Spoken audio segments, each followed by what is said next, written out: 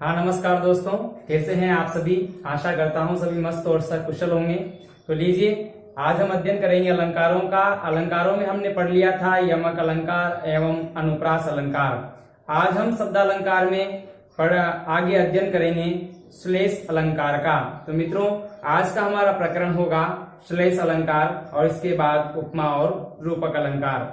तो ध्यान देना, हमने यमक अलंकार में पढ़ लिया था। एक दो उदाहरण और देख लीजिए। जैसे सीधा सा साधारण सा उदाहरण बता रहा हूं आपको। काली घटा का घमंड घटा, काली घटा का घमंड घटा। अब ध्यान देना, काली घटा का घमंड घटा, यहाँ तो एक बादलों की घटा और यहाँ कम होना, बादलों की घटाओं का जो घमंड है वो कम हो गया। तो ठीक है ना, ये तो बादलों की मेघ की घटा है। तो इसमें समान शब्द की आवृत्ति दो बार हुई है और दोनों बार अर्थ भिन्न होने के कारण अलंकार कौन सा हो जाएगा? यमक अलंकार हो जाएगा। एक उदाहरण और देखिए आप। माला फेरत जुग भया, गया न मन का फेर। कबीरदास जी ने कहा है कि लोग माला फेरते हुए युग बीत गए, लेकिन उनके मन का जो फेर है, उनका मन का जो अभिमान है वो अभी तक नहीं गया। तो कबीरदास आगे कहते हैं कि कर का मन का डारी दे, मन का फेर। कर का मन का डारी दे, मन का फेर। अब ध्यान देना, मन का फेर। अब यहां पर एक साथ शब्द तीन बार आए वैसे। तो कर का मन का डारी दे, कर यानी हाथ की माला, मन का शब्द है माला, मन का शब्द का अर्थ है माला। डारी दे मतलब एक तरफ डाल दे, एक तरफ रख दे। और मन का फेर, मन का यहाँ पर मन की मन का यानी माला, मन की माला जब तब ईश्वर की प्राप्ति होगी। तो मन का शब्द देखो दो बार है, दोनों बार उसका अर्थ अलग अलग है, इसलिए अलंकार कौन सा होगा? यमक अलंकार। एक उदाहरण और देखिए। हरिवंश राय बच्चन की जब हम आत्म परिचय कविता पढ़ते हैं, उसमें लिखा हुआ है कि मैं और जग और, मैं और जग और कहाँ का नाता। ये कक्षा 12वीं के पाठ्यक्रम में भी है कि मैं और जग और कहाँ का नाता, मैं बना बना कितने जग रोज मिटाता। तो ध्यान देना, मैं और जग और। अब यहाँ ये और तो एंड के अर्थ में आ रहा है, ठीक है, एंड के अर्थ में, यानी ये तो सही समुच्चय बोधक अव्यय हो गया, समुच्चय बोधक अव्यय। और ये और जो शब्द है यहाँ पर, ये अलग होने के अर्थ में, कि मैं संसार से अलग हूं, मैं संसार से भिन्न हूं, मेरा और संसार का कोई संबंध नहीं है। मैं और जग और कहाँ का नाता, मैं बना बना कितने जग रोज मिटाता। तो मित्रों, अलंकार कौन सा हो जाएगा? यमक अलंकार। और एक तो आपने काफी प्रचलित उदाहरण सुन रखा हो, सजना है मुझे सजना के लिए। तो सजना मतलब श्रृंगार करना, और एक सजना मतलब पति बालम के लिए शब्द आया है। तो यहाँ पर यमक अलंकार हो जाएगा। और समझता हूं कि आपके सब चीजें आसानी से समझ में आ गई होगी।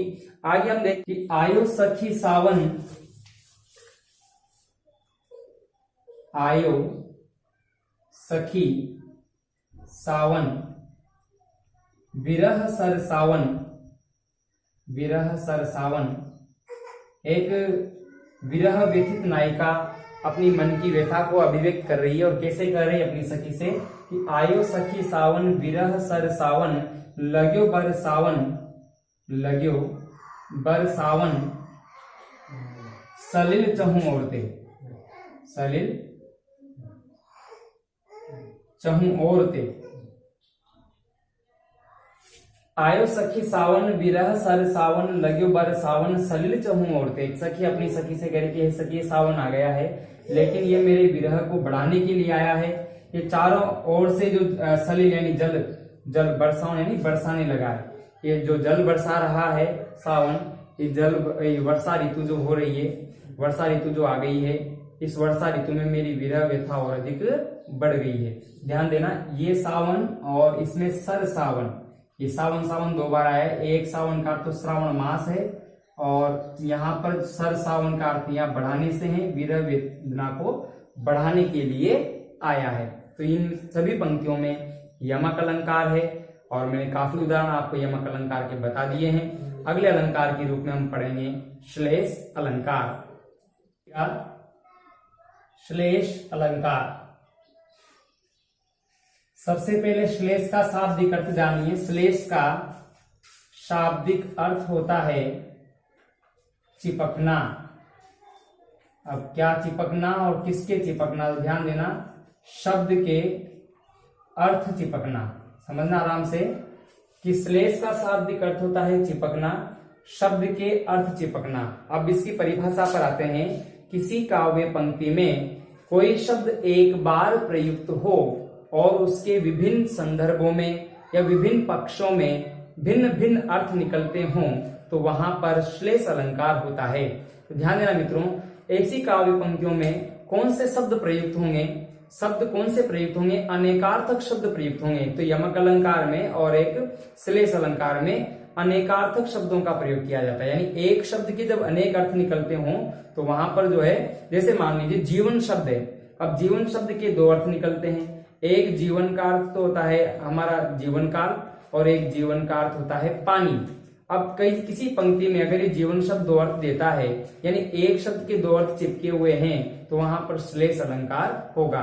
यमक में क्या था कि एक ही शब्द की आवृत्ति बार बार थी और हर बार उसका अर्थ अलग अलग था। लेकिन श्लेष में क्या होता है, शब्द एक बार आता है और अलग अलग पक्षों में उसके अलग अलग अर्थ निकलते हैं, यानी शब्द आए एक बार, अर्थ अलग हर बार होता श्लेष अलंकार।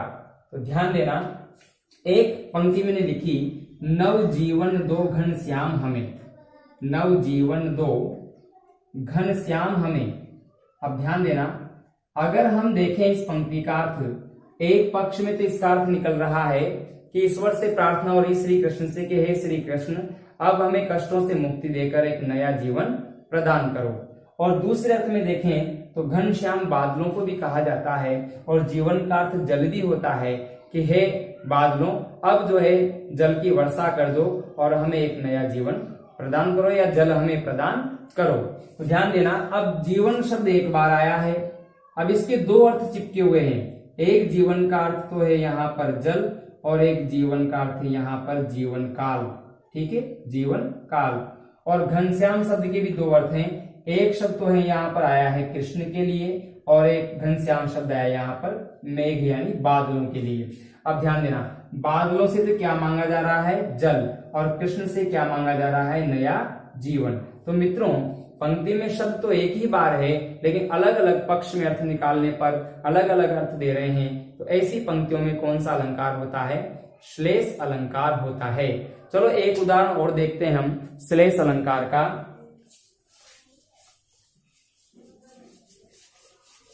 है कि जय रहीम गति दीप की, जय रहीम गति दीप की, कुल कपूत गति सोए, कुल कपूत गति सोए, बारे उजियारो करे बड़े अंधेरो हुए, बारे उजियारो करे, उजियारो करे बड़े अंधेरो हुए, बड़े अंधेरो होए, बारे उजियारो करे बढ़े अंधेरो हो। अब ध्यान देना, रहीमदास जी क्या कहते हैं कि जे रहीम गति दीप की, कुल कपूत गति सोए, बारे उजियारो करे बड़े अंधेरो होए। रहीमदास जी कहते हैं कि जो गति यानी जो स्थिति दीपक की है वही स्थिति कुल के कपूत की है, दोनों की स्थिति एक जैसी है।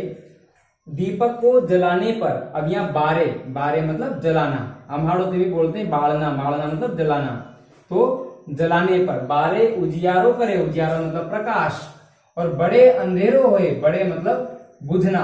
हम जो है दीपक को कभी भी बुझना नहीं बोलते हैं, हमारी संस्कृति में कहते हैं कि दीपक बड़ा हो गया। एक दुकान को हम कभी भी नहीं कहते कि दुकान बंद कर दी, दुकान बढ़ा दी, ऐसे बोलते हैं। ऐसे हमारी संस्कृति में शब्द हैं, हम इसको अशुभ मानते हैं। दुकान को बंद करना, दीपक को बुझना, ऐसे शब्दों को बोलना हम अशुभ मानते हैं। तो ध्यान देना, यहाँ बड़े शब्द का अर्थ है बुझना, और एक बड़े शब्द का अर्थ यहाँ लेंगे हम बड़ा होना, बड़ा होना। अब ध्यान देना, यहाँ बड़े शब्द एक बार आया है, इसके दो अर्थ निकल रहे हैं, बुझना और बड़ा होना। और बारे शब्द यहाँ पर एक बार आया, इसके दो अर्थ है, बारे मतलब जलाने पर, और अरे उजिया, बारे मतलब बचपन में, बारे शब्द का अर्थ यहाँ पर बचपन। अब ध्यान देना, जे रहीम गति दीप की कुल कपूत गति सोए, बारे उजियारो करे बड़े अंधेरो होए। रहीमदास जी कहते हैं कि जो स्थिति दीपक की है वही स्थिति कुल के कपूत की है। कुल का कपूत बचपन में तो घर में खुशियां लाता है और जब बड़ा होता है तो वही कपूत जो है घर में अंधकार, कष्ट और क्लेश का कारण बनता है।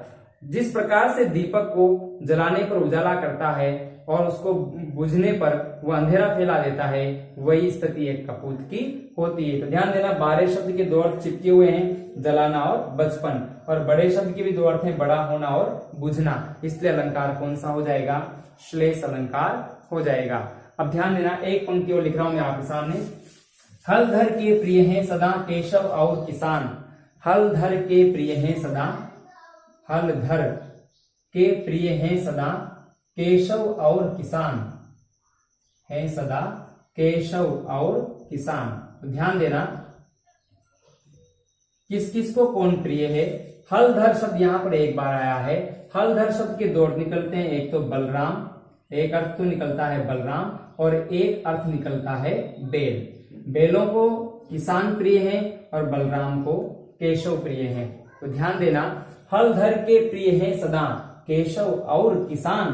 तो ध्यान देना, केशव आया यहाँ पर शब्द कृष्ण के लिए और किसान आप जानते ही हैं। तो हलधर के प्रिय है सदा केशव और किसान। अब ध्यान देना, मेरी परिभाषा पर मैंने क्या बोला था कि किसी काव्य पंक्ति में शब्द एक बार आए और विभिन्न पक्षों में उसके अलग अलग अर्थ निकलते हैं, वहां श्लेष अलंकार होता है। अब ध्यान देना, ये केशव के पक्ष में अर्थ निकला कृष्ण और किसान के पक्ष में केशव के पक्ष में अर्थ निकला बलराम और किसान के पक्ष में अर्थ निकला बेल। तो दो अलग अलग पक्षों में अलग अलग अर्थ हो गए, तो अलंकार कौन सा हो गया? श्लेष। चलो एक उदाहरण और देखते हैं जो बहुत ही लोकप्रिय उदाहरण रहा है श्लेष अलंकार का। रहीमदास जी ने अधिकतर जो है रहीमदास ने और बिहारी जी ने अपनी काव्य पंक्तियों में श्लेष अलंकार का प्रयोग किया है। वैसे श्लेष अलंकार का सर्वाधिक प्रयोग करने वाले कवि हैं सेनापति। सेनापति का ऋतु वर्णन आप पढ़िएगा, ग्रीष्म का वर्णन कर रहे हैं, एक तरीके से पढ़ें तो वो वर्षा ऋतु का वर्णन हो जाता है। वही एक ही कवित्व को दो पक्षों में हम व्याख्या कर सकते हैं। उसी का अर्थ हम ग्रीष्म ऋतु में निकाल सकते हैं, उसी का अर्थ हम जो है वर्षा ऋतु में निकाल सकते हैं। तो बताइए कितनी कलाकारी होगी सेनापति के पास। तो सेनापति श्लेष अलंकार का एक तरीके से बादशाह है, सर्वाधिक प्रिय अलंकार है सेनापति का श्लेष। ध्यान देना, एक उदाहरण और हम ले रहे हैं जो सबसे लोकप्रिय है। रहीमन पानी राखिए बिन पानी सब सून, और पानी गए न उबरे मोती मानस चून।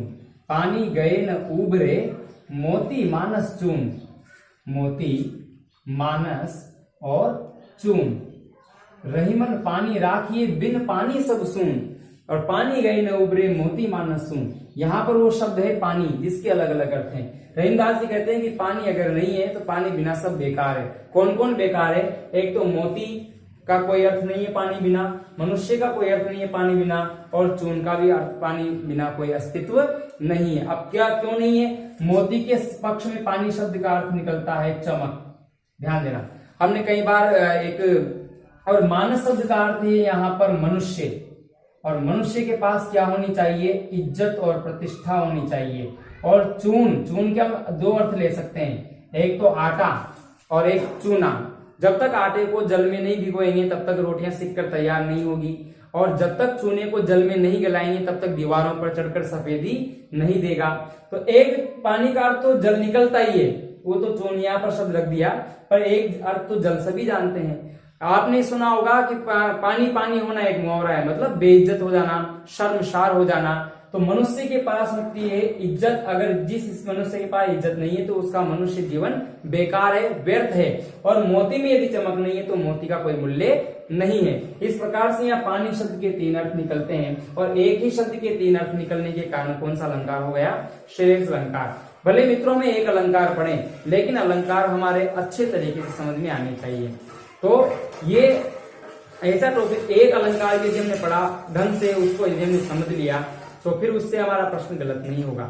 एक और उदाहरण, अच्छा उदाहरण मैं आपके सामने रख रहा हूं कि चरण धरत शंका करत भावत नींद न सोर, और सुबरण को ढूंढत फिरे कवि कामी रुचोर। दोहा पूरा सुन लीजिए आप। चरण धरत शंका करत भावत नींद न शोर, और सुवर्ण को ढूंढत फिरे कवि कामी अरुचोर। सुवर्ण को ढूंढत